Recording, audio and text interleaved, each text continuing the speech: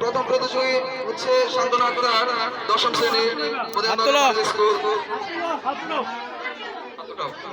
পক্ষ দলের দ্বিতীয় বক্তা নাইম চৌধুরী, দশম শ্রেণী। পক্ষ দলের তৃতীয় বক্তা ঋতুপার্শী, দশম শ্রেণী। পক্ষ দলের চতুর্থ বক্তা মোর্শেদ আল মামুন, দশম শ্রেণী। এবং ঠিক অপোজিটে অবস্থান করছে আমাদের বিপক্ষ দল অর্থাৎ নবম শ্রেণী। তো আমি একে একে নাম ঘোষণা করছি। আমাদের নবম শ্রেণী অর্থাৎ বিপক্ষ দলের প্রথম বক্তা স্বপ্ন আক্তার। বিপক্ষ দলের দ্বিতীয় বক্তা লামিয়া আফরিন অর্পিতা। বিপক্ষ দলের তৃতীয় বক্তা দরদি আক্তার, নবম শ্রেণী। বিপক্ষ দলের চতুর্থ বক্তা লামিয়া আক্তার, নবম শ্রেণী। মুর্শিদ আমরা অনেক আন্তরিকতার সহিত তাদের এই প্রতিযোগিতা ইনশাল্লাহ উদযাপন করব। তো তাদের দুই পক্ষ বিপক্ষের বিষয়টি হচ্ছে জিপিএ 5 পাওয়ার আকাঙ্ক্ষায় গুণগত শিক্ষার অন্তরায়। জিপিএ 5 পাওয়ার আকাঙ্ক্ষায় গুণগত শিক্ষার অন্তরায়। তো আমি ইনশাল্লাহ তাদেরকে অনুরোধ করব যথাযথ নিয়ম শৃঙ্খলার মাঝে তারা যেন প্রতিযোগিতা শুরু থেকে শেষ পর্যন্ত উদযাপন করে।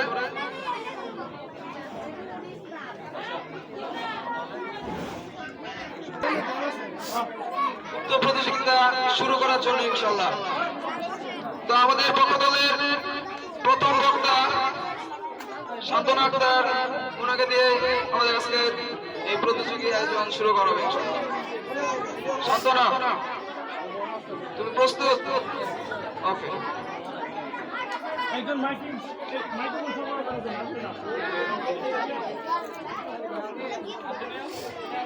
ম্যাডাম জীবনটা শেষ।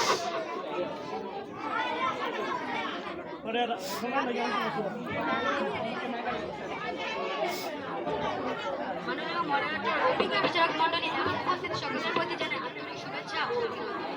সকলকে আসসালামু আলাইকুম। আমি দশম শ্রেণীর ছাত্রী শান্তনা আক্তার। আজকের বিতর্কে আগামী গুণগত শিক্ষা অর্জনের সমস্যা নেই।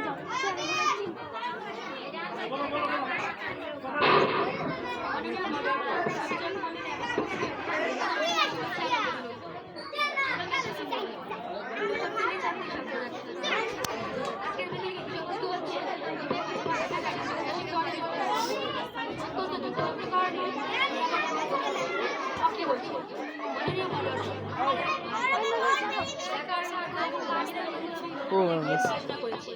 সকল বিষয়ে জিপিএ 5 পেয়েছে, কিন্তু দুর্ভাগ্যবশত এই জিপিএ 5 বিশ্ববিদ্যালয়ে ভর্তি পরীক্ষা থেকে একটি আসনও ছিনিয়ে নিতে পারে। প্রতিভাবানের বন্ধুরা, আমার ভাই জিপিএ 5 পাওয়ার জন্য আকাশ দেখে বৃষ্টির ঝিমিঝিমি শব্দ সে উপভোগ করে।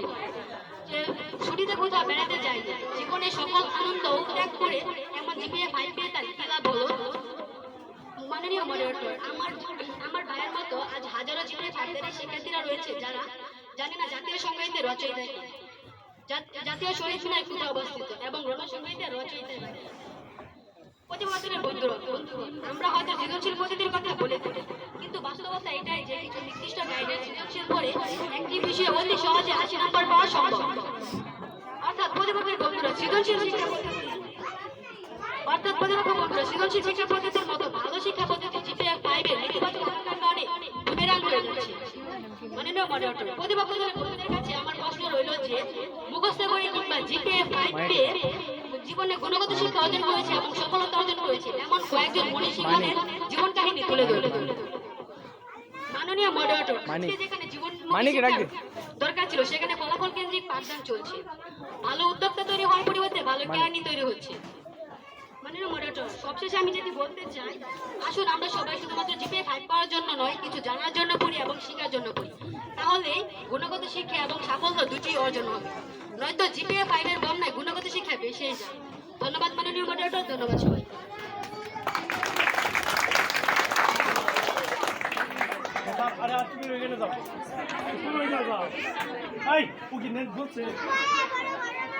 আরে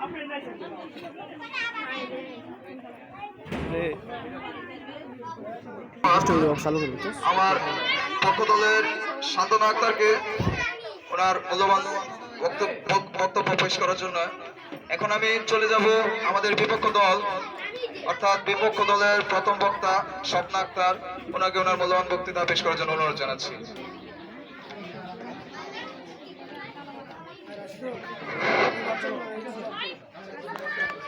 মনিটর ও উপস্থিত শিক্ষক মন্ডলী আর প্রতিপক্ষ দলের সদস্যরা ও সামনে উপস্থিত সকলকে আমার পক্ষ থেকে আসসালামু আলাইকুম।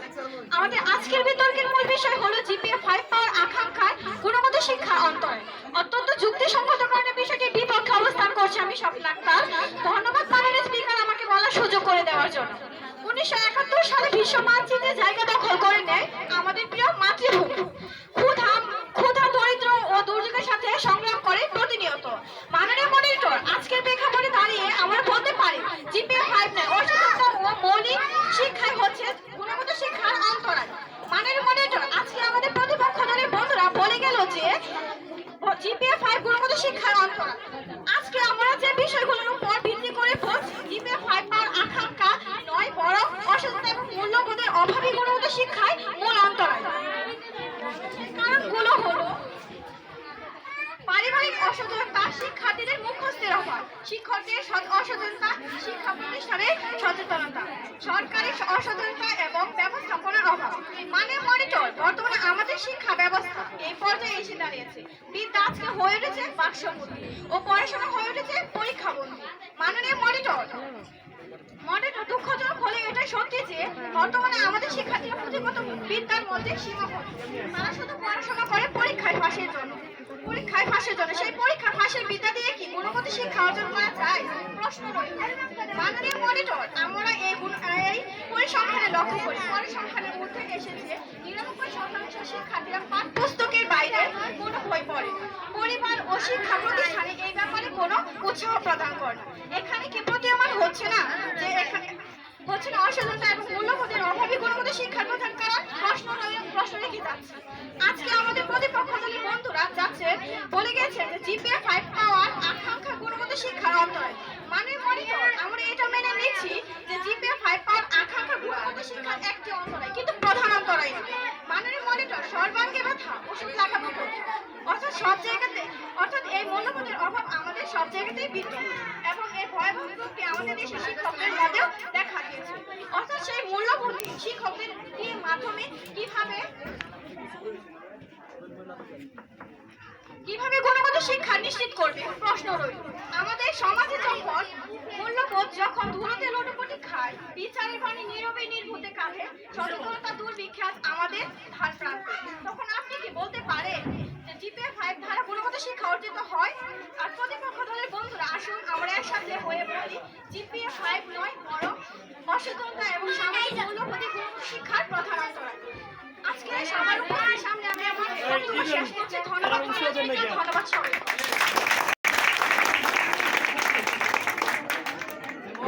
অসংখ্য ধন্যবাদ আমাদের বিপক্ষ দলের প্রথম বক্তা স্বপ্না আক্তারকে ওনার মূল্যবান বক্তব্য পেশ করার জন্য। এখন আমরা চলে যাব আমাদের পক্ষ দলের দ্বিতীয় বক্তা নাইম চৌধুরীর কাছে। নাইম চৌধুরীকে অনুরোধ জানাচ্ছি ওনার মূল্যবান বক্তব্য পেশ করার জন্য।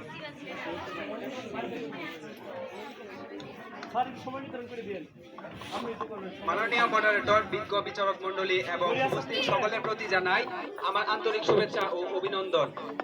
সকলকে জানাই আসসালামু আলাইকুম। আমি দশম শ্রেণীর ছাত্র নাইম। আজকের বিতর্কের বিষয়বস্তু হচ্ছে জিপিএ 5 পাওয়ার আকাঙ্ক্ষায় গুণগত শিক্ষা অর্জনের প্রধান অন্তরায়। কে বলছি? আজকে আমরা যদি কয়েকজন বিখ্যাত মানুষদের কথা চিন্তা করি, তবে আমরা দেখতে পারবো যে মুখস্থ করে জিপিএ 5 পেয়ে আমাদের মাঝে কেউ স্মরণীয় হননি। উদাহরণ হিসেবে Thomas Alva Edison, sir Isaac Newton ও আইনস্টাইনকে ধরা যায়। টমাস আলভা এডিসনের ক্ষেত্রে যদি আমরা ধরি, টমাস আলভা এডিসনের জীবনী থেকে আমরা জানতে পারি সে বাল্যকালে খুবই খারাপ একজন স্টুডেন্ট ছিলেন, যার ফলে তাকে স্কুল থেকে বের করে দেওয়া হয়। কিন্তু তিনি গুণগত শিক্ষার অধিকারী ছিলেন এবং খুবই মেধাবী ছিলেন, যার ফলে সে 999 বার চেষ্টা করার পর সে বৈদ্যুতিক বাতি আবিষ্কার করে আমাদের মধ্যে সে তাক লাগিয়ে দেয় এক কথায়।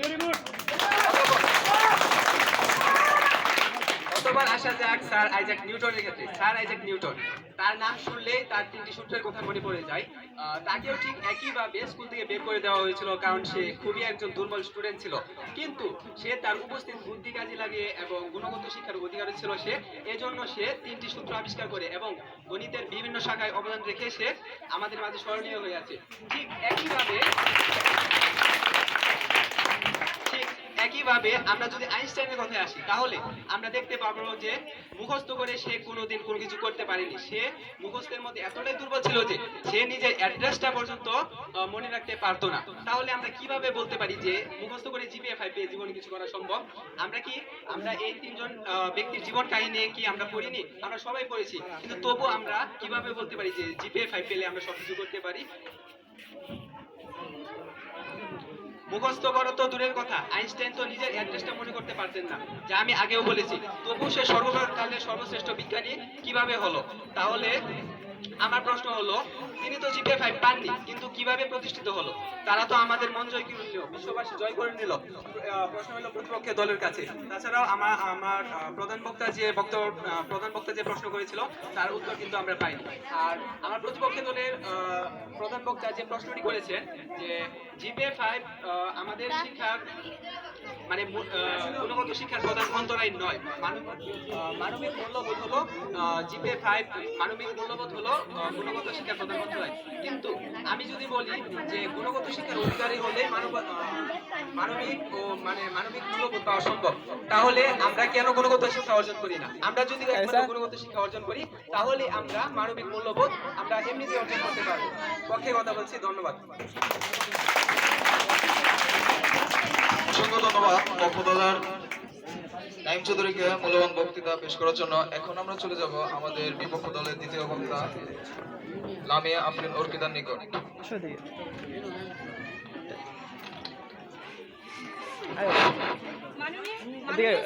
সামনে উপস্থিত শিক্ষক মণ্ডলী ও আমার প্রতিপক্ষ দলের সদস্যরা আর আমার সামনে উপস্থিত সকলকে আমার পক্ষ থেকে আসসালামু আলাইকুম। অত্যন্ত যুক্তিগত বিষয়টির বিপক্ষে অবস্থান করছি আমি লামিয়া আফরিন অর্পিতা। ধন্যবাদ সবাইকে আমাকে কথা বলার সুযোগ করে দেওয়ার জন্য। মাননীয় প্রতিপক্ষ, আপনারা তো আমাদের পক্ষ হয়ে কথা বলছেন। আমার প্রতিপক্ষ দলের বন্ধুরা বারবার বলে যাচ্ছে জিপিএ 5 পাওয়ার আকাঙ্ক্ষা গুণগত শিক্ষার অন্তরায়। আমি আমার দল ও দলীয় অবস্থান প্রমাণ করে দিয়ে যাব যে জিপিএ 5 গুণগত শিক্ষার অন্তরায় নয়, বরং গুণগত শিক্ষার অন্তরায় আরো অনেক কারণে বিদ্যমান, যেমন প্রশ্ন করা, মা বাবার একচেটিয়া চিন্তা ভাবনা, ভালো ফলাফল না করলে জীবনে উন্নতি করা সম্ভব না। তাহলে আসুন প্রতিপক্ষ দলের সদস্যরা আমরা বাস্তবতার দিকে না তাকিয়ে তো কথা বললে চলবে।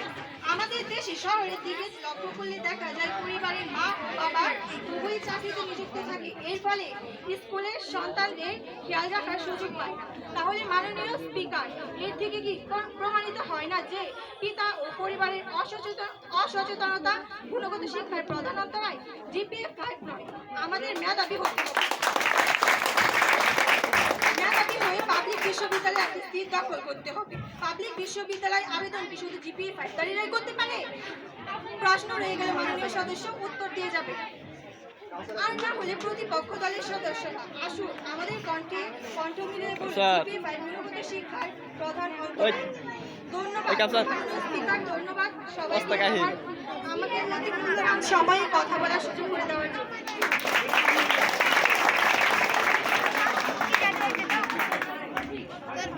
অসংখ্য ধন্যবাদ আমার বিপক্ষ দলের দ্বিতীয় বক্তাকে।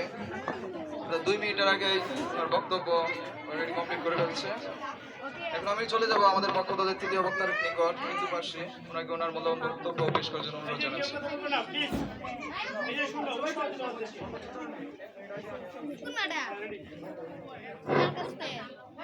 মাননীয় মডারেটর, বিজ্ঞ বিচারক মণ্ডলী এবং উপস্থিত সকলকে জানাই আন্তরিক শুভেচ্ছা ও অভিনন্দন। সকলকে আমার তরফ থেকে আসসালামু আলাইকুম। আমি 10ম শ্রেণীর ছাত্রী ঋতু। আজকে বিতর্কের বিষয়বস্তু জিপিএ 5 পাওয়ার আকাঙ্ক্ষায় গুণগত শিক্ষার প্রধান অন্তরায়। আমি পক্ষে বলছি। আসলে আমার প্রতিপক্ষের বন্ধুরা তার দলকে জেতানোর জন্য যত ভুলভাল উক্তি দিচ্ছেন কিংবা সাজাচ্ছেন, আসলে তারা জেগে জেগে ঘুমাচ্ছেন। কারণ তারা আমাদের পক্ষ নিয়ে কথা বলছেন। তারা হয়তো ভুলে গেছেন তারা বিপক্ষে, আমরা পক্ষে। তারা যেগুলো বলেছেন সেগুলো সবটাই বক্তব্য দিয়েছেন, তারা সবটাই পক্ষের বক্তব্য। তারা হয়তো ভুলে গেছেন তারা বিপক্ষে কথা বলছেন, হয়তো এরকম কিছুই হবে। আমার পক্ষের বন্ধুরা আসলে বিষয়টা বুঝতেই পারেনি। বিষয়টা কি? বিষয়টা জিপিএ 5 পাওয়ার আকাঙ্ক্ষায় গুণগত শিক্ষার প্রধান অন্তরায়। মাননীয় মডারেটর, আজকে যদি প্রশ্ন করি আমি জিপিএ 5 পেয়েছি, এটার ইংরেজি কি? তাহলে জিপিএ 5 তার স্টুডেন্টরা বলছেন আই এম এ জিপিএ 5। যারা অপারেশন সার্চলাইটকে বলে, অপারেশন করার সময় যে যে চালানো হয় তাকে অপারেশন সার্চলাইট বলা হয়। তারা জানে না জাতীয় সঙ্গীতের রচয়িতা কে। যারা 16ই ডিসেম্বরকে বলে স্বাধীনতা দিবস, 26শে মার্চকে বলে বিজয় দিবস, আর পিথাগোরাসকে বলে বিখ্যাত উপন্যাসক। ডাক্তার মোহাম্মদ ফাজর ইকবাল বলেছেন এই জিপিএ 5 4 পয়েন্টও দাম নেই। এসটিজি এর লক্ষ্যমাত্রা অনুযায়ী চতুর্থ লক্ষ্যটি গুণগত শিক্ষা অর্জন। এই যদি হয় আমাদের দেশে জিপিএ 5 দাঁড়িয়ে অসাধারণ চলনধারা, তাহলে এসটিজি এর লক্ষ্যমাত্রা কখনোই বাস্তবায়ন হবে না।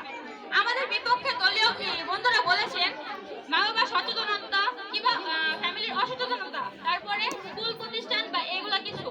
তাহলে আমি এটা বলতে চাই এগুলো বলার ছিল আমাদের কথা।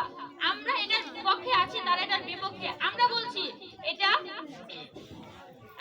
আমাদের কথা। তারা একদমই জেগে জেগে ঘুমাচ্ছেন। মাননীয় মডারেটর, আমার প্রতিপক্ষের দলের বক্তব্য বলে গিয়েছেন পরিবারের অসচেতনতার কথা। পরিবারের অসচেতনতা কেন? পরিবারের সদস্য যখন গুণগত শিক্ষা অর্জন না হয় তখন পারিবারিক অসচেতনতা দেখা যায়। কেন তাদের গুণগত শিক্ষিত হচ্ছেন না? নিশ্চয়ই তাদের মধ্যে এমন একটা বিষয় ঢুকে যাচ্ছে, তাদের সন্তানকে জিপিএ 5 পেতে হবে। যে কোনো স্টুডেন্টকে পরীক্ষার আগে তাদের মাথার মধ্যে স্কুল প্রতিষ্ঠান কিংবা ফ্যামিলিগতভাবে ঢুকিয়ে দেওয়া হয় তাদের জিপিএ 5 পেতে হবে। তাদের এটা বলা হয় না যে তার সুশিক্ষায় শিক্ষিত হতে হবে। যার কারণে প্রশ্ন ফাঁস, তারপরে চুরি করে লেখা এমন অনেক কাজই হচ্ছে। প্রশ্ন ফাঁস কিংবা পরীক্ষা ফেল করার জন্য অনেক স্টুডেন্ট আত্মহত্যার পথ বেছে নিচ্ছে। তাহলে আমরা কি বলতে পারি না যে জিপিএ 5 হলো গুণগত শিক্ষার অন্তরায়? তাহলে আমার প্রতিপক্ষের বন্ধুরা কে জন্য আমাদের কথা রেখে নিজেদের বক্তব্যগুলো উপস্থাপন করছেন? এই বলে আমি আমার বক্তব্য শেষ করছি। ধন্যবাদ মাননীয় মডারেটর। অসংখ্য ধন্যবাদ আমাদের পক্ষ দলের তৃতীয় বক্তাকে। এখন আমি চলে যাব আমাদের বিপক্ষ দলের তৃতীয় বক্তা। বিপক্ষ দলের তৃতীয় বক্তা দরদি আক্তার, ওনাকে ওনার মূল্যবান বক্তব্য পেশ করার জন্য অনুরোধ জানাচ্ছি।